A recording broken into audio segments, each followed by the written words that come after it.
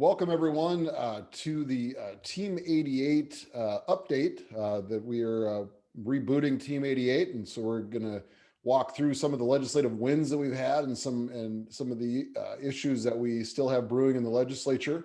If you have questions, there's a Q&A section that you can type those questions in, and we'll answer those live. And if at any time you have any questions or issues that pop up, please feel free to give me a call or my email address, tom@ohiotrucking.org. And with me today is Andrew Huffman from Governmental Policy Group, who is one of our lobbyists that we have on retainer at the State House. So Andrew and I are going to walk through some of our, like I said, legislative wins that we've had, and then talk about some of the issues that we're working on moving forward. So some of the wins we've had quite a few, and this takes a look at probably the last 7 years worth of wins that we have. These are some of the major ones. So the latest one is permanent trailer plates, which is something Ohio's been talking about for quite a while. We do have what's basically a pilot project in place that happened in the transportation budget that allows for new trailers to be registered on a permanent basis for $143, if I remember correctly. That's correct. So we are now competitive with Maine and other states to be able to provide a permanent trailer plate. Sales tax on fuel goes back to those who are running refrigerated units. That previously you could file for a refund of the on-road fuel tax. But then the tax department would then subsequently charge sales tax on that fuel. So we got that as a exemption from the sales tax, so that now when you file for a refund on the fuel used in refrigerated units, that is not taxed at the sales tax rate. The other piece that we've gotten is independent contractor statutes. And what we did was we took a look at how the different agencies were handling the definition of independent contractors, especially when it came to the trucking industry, and wrote our own 7-point program that if you meet all of those standards, that you automatically have an independent contractor relationship, and that applies to workers' comp, unemployment insurance, and wage and hour. Protection from harmful contracts is what we call the anti-indemnity. So that prevents in motor carrier contracts a shipper or receiver in their contracts from basically handing off all of their liability onto you. What we were seeing in a lot of the motor carrier contracts was they would write in an indemnity language that said, no matter who's at fault, you have to defend and hold us harmless. And this then gets rid of that liability from the carrier standpoint, that if the shipper is negligent, then they have to then indemnify and defend themselves. Safer liable towing, 2 issues that we got resolved in the towing issue. One of which is if you are on the side of the road and law enforcement wants to call in a wrecker, that you have the option, or the law enforcement has the option, to allow you to arrange your own tow in that scenario. So they don't, and if it can be done in a timely manner, that they will allow you to arrange your own tow. The other piece when it came to towing was there was a provision in law that said that if there was a police ordered tow, that the tower wasn't liable for anything. So we had a scenario where a tower tried to use a crane to lift a trailer over the top of a mailbox and actually split the trailer and breach the trailer, and they said they were not liable. The law got changed as a result of that made sure that if a tower is negligent, that they are liable for those actions and cannot claim to be not liable. So lane restrictions, we always seem to have this issue where folks think that putting trucks solely in the right lane is the right play. We have a lot of areas in the state that do not allow for that to happen. The latest attempt was a few years ago, and that was one that would basically have limited us, no matter how many lanes wide the road was, to the right 2 lanes. So we successfully defeated that one. As you'll find out in legislation, a lot of the best wins or wins you never hear about are things that didn't happen. The other piece that we got was streamlining the Ohio's regional heavy haul permit.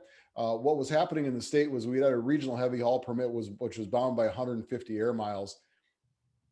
And once you got outside that 150 air miles, the agency was just reissuing the exact same permit, just from a different origination point.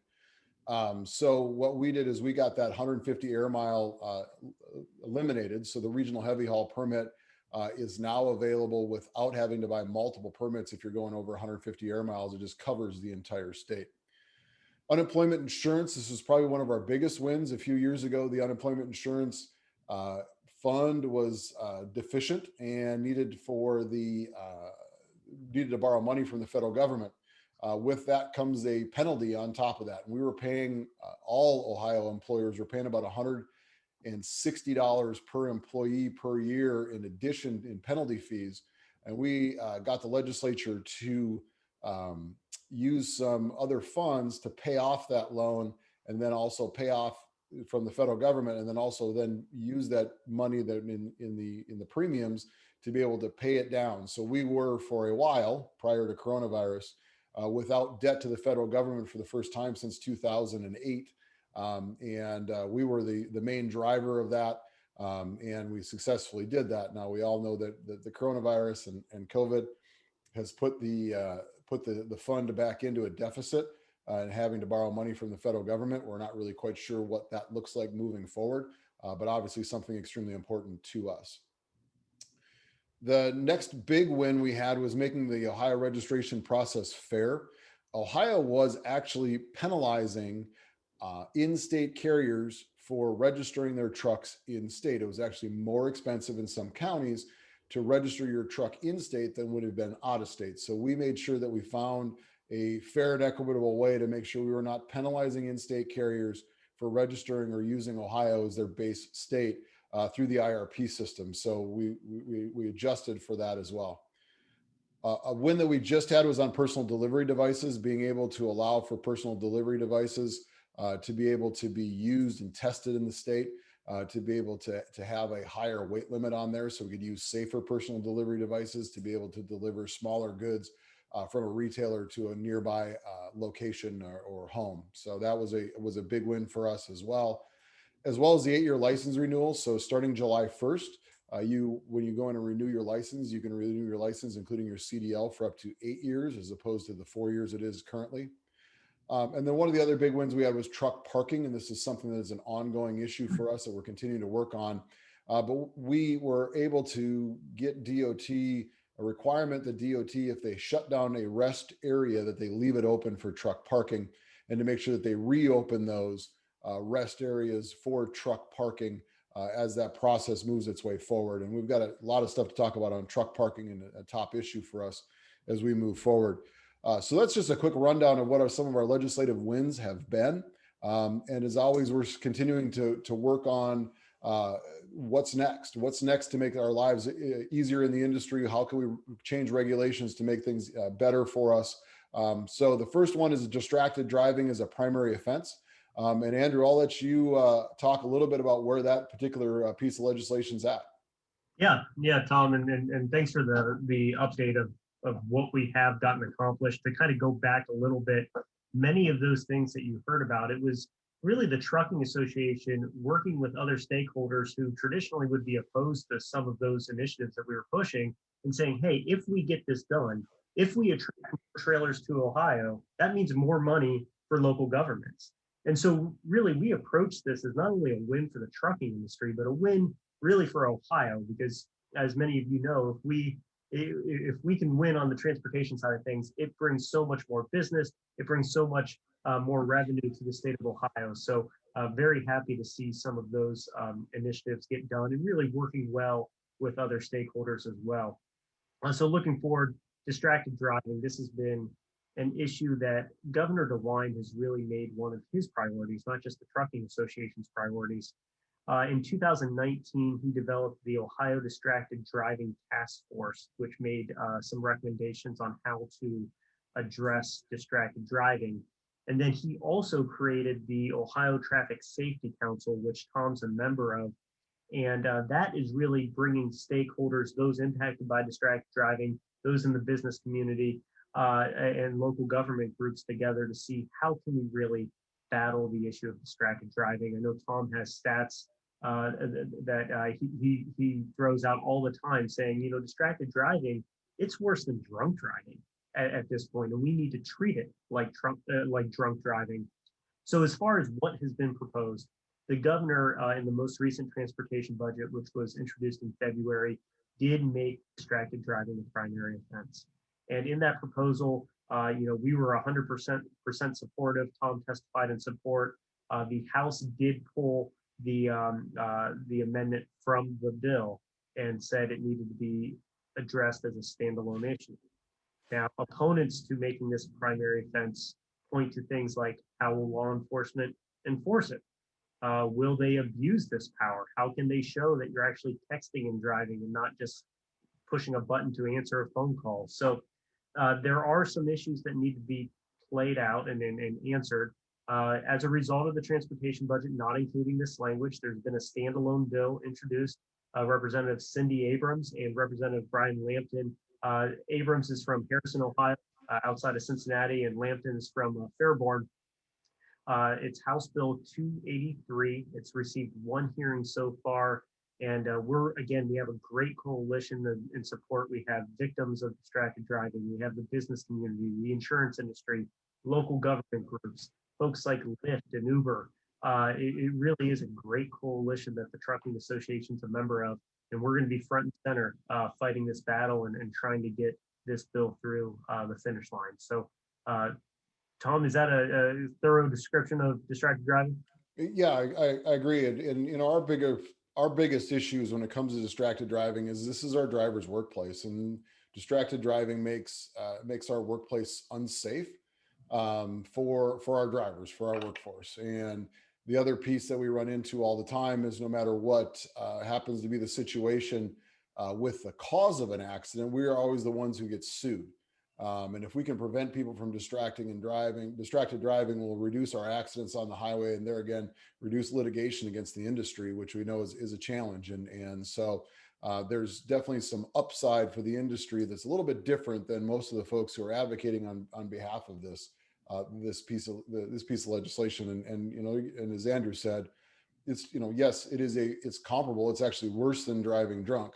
And we have some of the same conversations about drunk driving. How do you know if someone's drunk when you're a law enforcement officer? You have no idea, but there are particular things that they do as far as, swerving in and out of lanes or things like that give you a good idea of what's going on inside that car. And I think the same applies to distracted driving, as some of those same behaviors play out when it comes to distracted driving. So as you're talking with your legislators about your support of this, and if they come back in a rebuttal of how do you know what they're doing, they're getting too far into the minutia. They're looking for a no when the yes is such an easy decision, because it's a safer workplace for our drivers, as well as it's tort reform for the industry moving forward. So. And Tom, to build upon that, not the nice thing about distracted driving, but as far as advocacy goes, it impacts every district. I don't care if you're an urban district or if you're in Appalachia with very little traffic. It's impacting everywhere. And so that's why Team 88 is so important, because we need to hit legislators from all over the state. This isn't a Central Ohio issue or a Northwest Ohio issue. This is an Ohio issue, and we need broad support from throughout the state. Completely agree.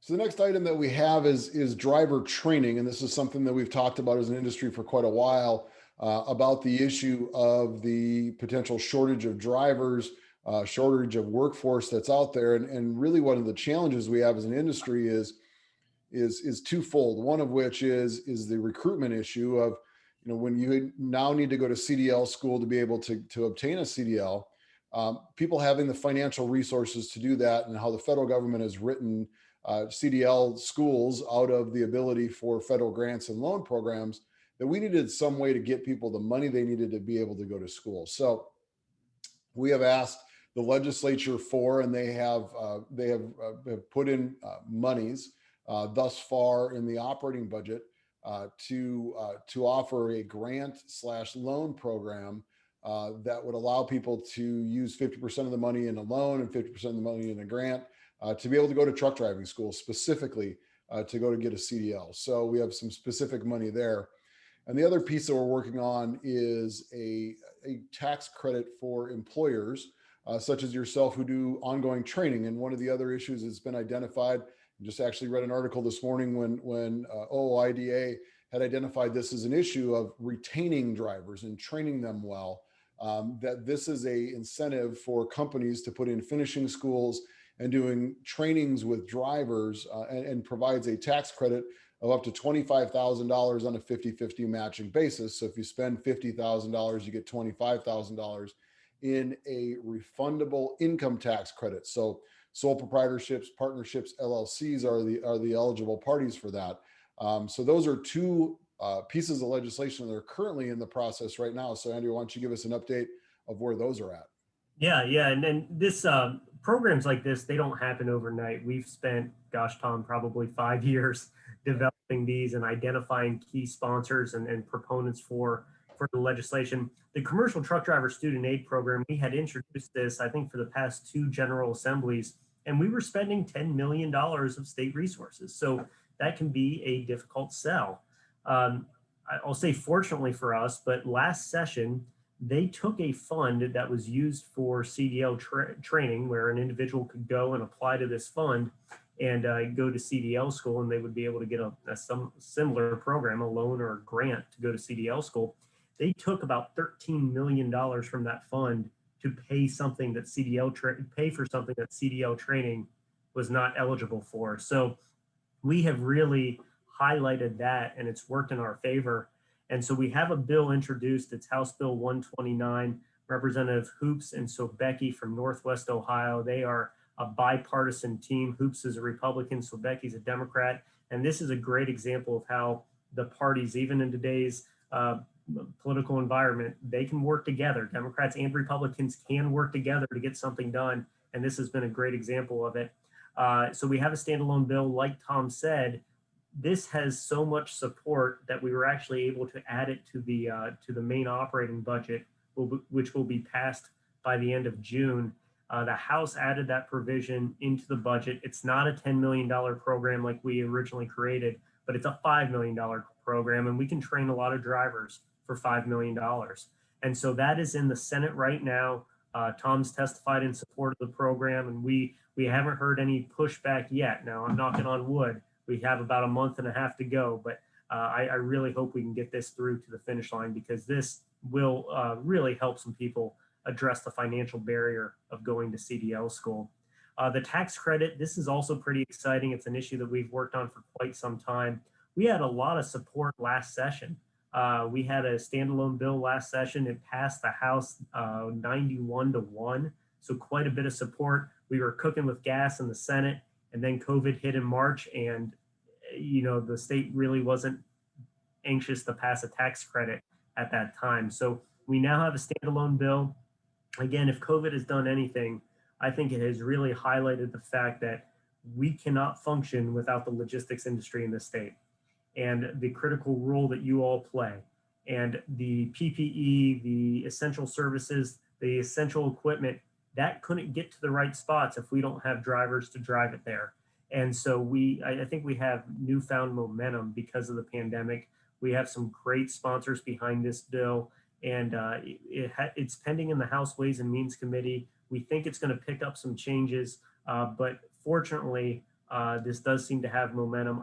I'm hopeful that we can get this through at least the House by the end of June, and then we'll have to go to the Senate and continue to fight for it there. But like Tom said, it's a great program. It provides half of your training cost in the form of a tax credit. So if you spend $50,000, you can get $25,000 back in a tax credit. And that means a business has skin in the game as well. And what we're trying to deal with now is how can we protect that the individual that you're training remains with your company. We don't want you to provide the training and then that individual to up and leave and go to another state. So we're trying to put some protections, some guardrails on that. But this is a good bill. It should have pretty good support in the House, and we'll continue to fight to get it done. And one thing to remember when you're talking with your legislators about this particular piece is that the state of Ohio has millions of dollars of credits and grant programs for workforce training, for ongoing training, for advancement of trainings, for technical credentials. They have millions and millions of dollars that they spend. The interesting part about that is CDL training gets written out of every one of those programs. So this is a specifically targeted program to, level the playing field, if you will, with the industry as far as dollars that go out from the state in the form of tax credits. It's not a specific handout to the industry, but one that just brings parity to the volume of money being spent on workforce training by the state that allows specific training dollars to go for CDL training. Yep. The next piece that we're working on as well is also, we talked a little bit about this prior, but the protection for predatory towing. We're starting to see that resurgence in towing bills that are $60,000, $80,000, $100,000 that are coming specifically targeted towards the commercial transportation industry and the commercial trucking industry. When there's a tow that is a police ordered tow that goes completely unmonitored, and there's no basis other than lawsuit to be able to do that, to get after that, and usually they're holding your property in the meantime. So we are starting to work together with OOIDA, with the American Trucking Association, and with a number of other groups. And the American Trucking Association just put this up as one of their priorities is how do we get fairness in the towing industry? How do we get fair, equitable billing in the towing industry when we're dealing with commercial motor vehicles, and not this scenario where, they get called by law enforcement, they come out to the tow, they bring their entire fleet out there, even though half of it can't even handle commercial motor vehicles, and they charge you by the hour for it to jack up the price. Or, they just have exorbitant prices that are out there. Is there a way that we can find some parity in that and some protection from those towing bills? So that is something that is in the works. Andrew, anything on that? Yeah, a couple ideas that have been floated around. Tom kind of hit on it. One idea is just prohibiting towing companies from holding your freight. That to me should be a no-brainer. Another one is creating some sort of an advisory council where entities could file claims objecting to the amount of tows and saying that they were unfair. And like Tom said, there are a number of folks involved with this, the insurance industry, law enforcement, local governments. I mean, it's anytime you're dealing with towing issues, it's a heavy lift just because there's so many stakeholders. But gosh, I think we can even work with the towing industry, because the good actors, you don't write laws for the good actors. It's the bad ones out there. So I think we can work with the good towing companies to identify some of the practices that the bad ones are doing and weed them out. Yeah, and one other issue that's been discussed is there a complaint process in which folks will get suspended from or removed from completely from the call list, to be able to work that process through, that that if they are enough complaints that they are penalized for being that bad actor. On fuel tax parity, one of the issues that we unfortunately ran into in the last highway bill, not this most recent one, but the prior one, is we as an industry went in and said, yes, we're willing to pay our fair share on the increase in revenue from road building and being able to make sure that we have good, adequate roads to be able to move our freight. And that was well heard by the legislature. Unfortunately, they made the decision to create a parity or create an inequity between diesel fuel and regular gasoline. So they raised us by 19 cents and they raised gasoline by 10.5 cents. So one of the issues that we have been very adamant about when we're talking with legislators is we are not interested in having any discussions about an increase in fuel tax on the diesel side, nor indexing on either side until such time as the gasoline tax meets the same percent gallon level of trucks and of diesel fuel. So we're very adamant about that. We say that in every meeting that we're in, that we go through and are very clear that we need to provide parity, that the cars who are doing 90% of the 90% of the freight 90% of the miles on our highway system are paying for that, since we only use about 10% of the actual vehicle miles traveled, but pay over 50% of the fees. And with this parity, or with this inequity between the two, that the fees are going to increase considerably, our portion of the fees are going to increase considerably because of that differential. And then the last just piece. To build on that, I think it is important to point out that there is no discussion right now of a tax increase on either diesel or fuel. I hope that discussion gets put on the back burner for a little while, just because there really isn't an appetite to increase any taxes at this point. So, but to Tom's point, if that does ever get discussed again, we're going to fight to make it equal. And then the last piece is there is a push by Niraj Antani, who's a very good friend of ours, on sales tax exemption for forklifts. Right now, there's a sales tax exemption for trucks and trailers and anything that you can bolt onto the truck. But if you buy a forklift, you're charged sales tax on it. And that makes us uncompetitive with surrounding states, and that we're seeing scenarios where the forklifts are being purchased in other states, and we want to be able to have those purchased here in Ohio. So we are supportive of providing a sales tax exemption for forklifts. And if Andrew, you want to give us a little rundown of where that's at. Yeah, this is like Tom said, this is it's wild to me that we don't have this. So for the manufacturing industry, you can get that sales tax exemption, but not in the logistics industry. And in Indiana, they do have the sales tax exemption. So it really not only puts Ohio logistics company at a competitive disadvantage, but also those companies that make the forklifts and retailers. So it really puts them at a disadvantage. So Niraj Antani from the Dayton area introduced legislation. He also introduced it last session as well, but this is currently pending in the Senate Ways and Means Committee. This one, I believe, has a bigger price tag than our tax credit bill for CDL training. So anytime you're dealing with tax credits, there are always concerns about the cost. And I think the cost on this one, I don't have the numbers in front of me, but I think it's pretty substantial. What they could do, they could put some limitations on there of a sales tax exemption up to a certain amount, something like that. But it's out there. We're going to continue to fight for it. I know Senator Antani offered this as a budget amendment as well in the main operating budget. So we'll see what happens with this, but it has quite a bit of support, especially from those businesses on kind of on the border with Indiana, where people just a few miles away are getting the sales tax exemption and we're not. So that is, I guess, a basic rundown of where our wins are and some of the things that we're working on. Remember, the Q&A section is open and live. So if you have questions, please feel free to type those in. Andrew, is there any other pieces of legislation that the Team 88 crew should be aware of?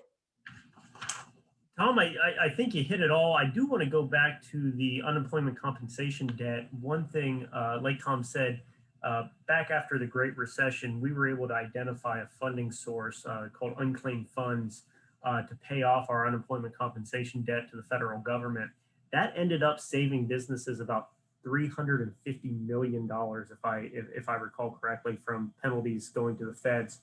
What we plan to do after COVID, from my understanding, we're about 1.5 billion with a B in the hole to the federal government for our unemployment compensation debt.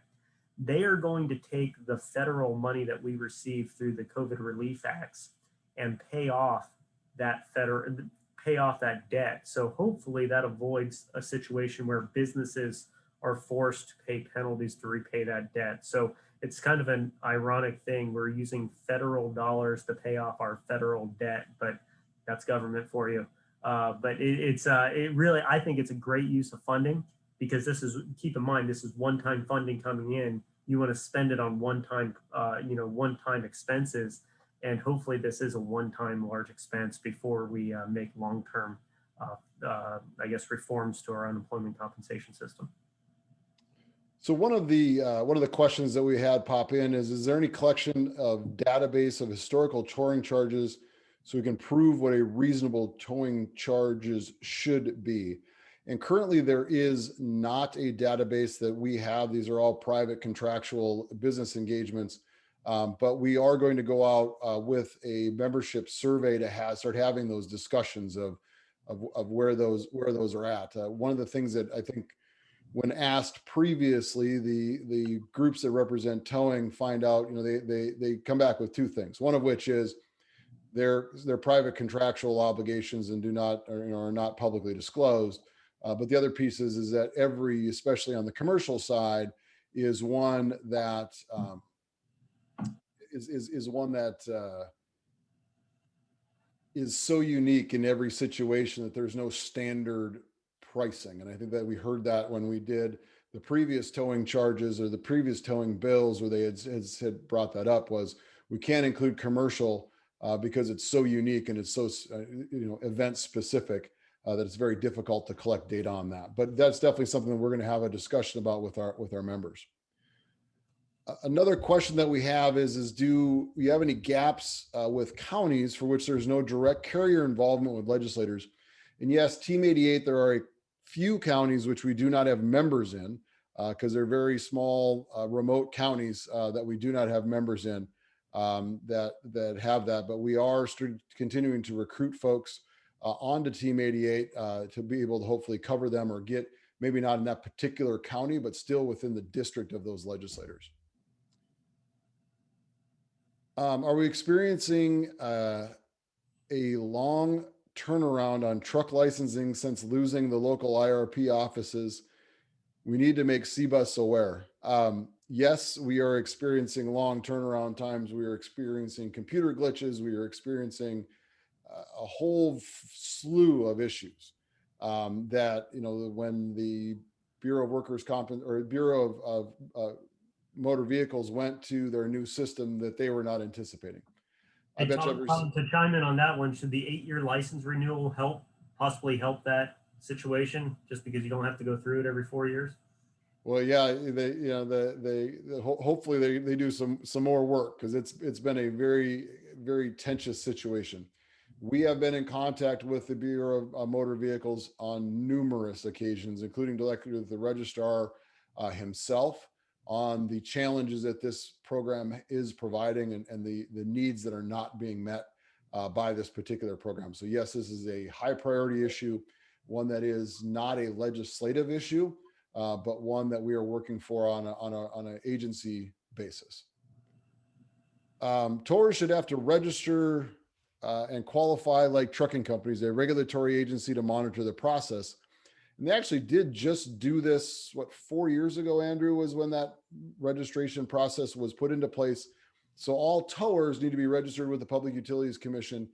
And they, on the passenger vehicle side, I believe, have to file a rate tariff. But you're correct. That they do have, PUCO sets the rates. But that does not apply to commercials. Well, and that's for, I don't believe that's for collision tows. I think that's just for private property tows. Yep.